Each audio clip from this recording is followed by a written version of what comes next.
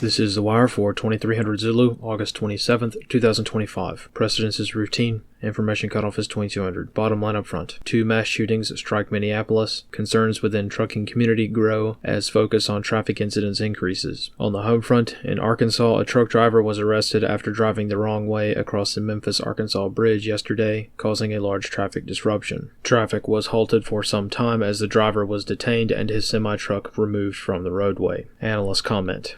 This case is interesting as this was very likely an intentional act. The driver, who was driving for Raj Transport, had to be forcibly removed from the truck's cab at gunpoint by police. There is also a bit of confusion regarding this case as multiple individuals have been arrested under similar circumstances with nearly the same name over the past few weeks. 2 weeks ago, another Indian driver was arrested in the same area. The driver's booking details revealed his name to be Harvinder Singh, not to be confused with the Harjinder Singh who caused the deaths of 3 people in Florida 2 weeks ago. In this case, the Arkansas Singh was highly intoxicated at the time of his arrest with a blood alcohol content of 0.15%. So far, the wrong way driver from yesterday has not been identified. As a brief summary, the following is a description of recent events which may be confusing due to the similarity of the names of those involved and the circumstances of each incident. Harjinder Singh was arrested on August 18th in California after causing the deaths of 3 on the Florida Turnpike. Harneet Singh was a passenger in Harjinder Singh's truck and also his brother. He was arrested on August 21st by ICE for being in the U.S. illegally.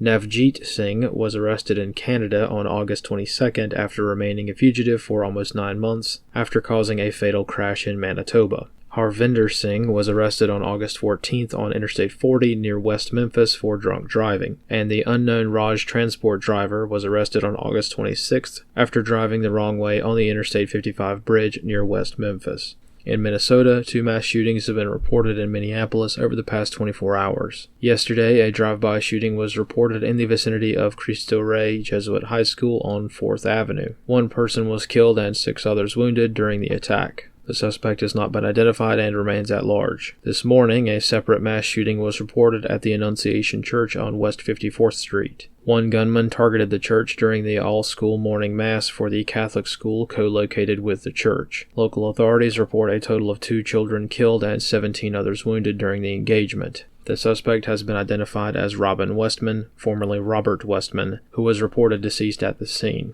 Analyst comments for this wire. At the moment, all evidence points to this church shooting not being a random act but a deliberate and targeted act of terrorism. A manifesto created by the murderer was posted online shortly before the attack, which, along with other content, confirms the shooter was a mentally ill transgender man who attacked his old church.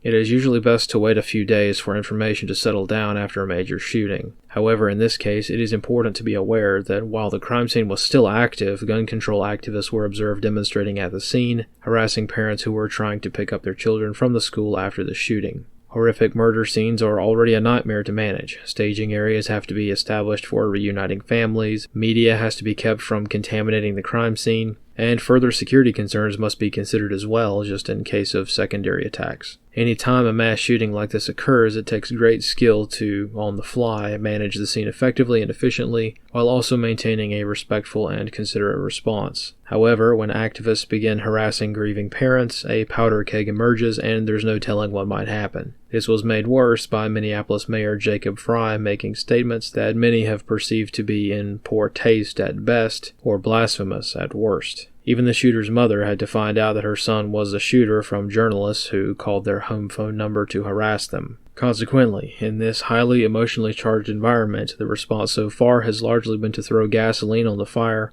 to make people as angry as possible, further increasing tensions in an already tough situation. The media coverage of this attack being even more appalling than normal hasn't improved the situation either. This is worthy of note, as this will be a challenge for the logistics of crime scene management and victim recovery moving forward. This concludes The Wire for 2300 Zulu, August 27th, 2025.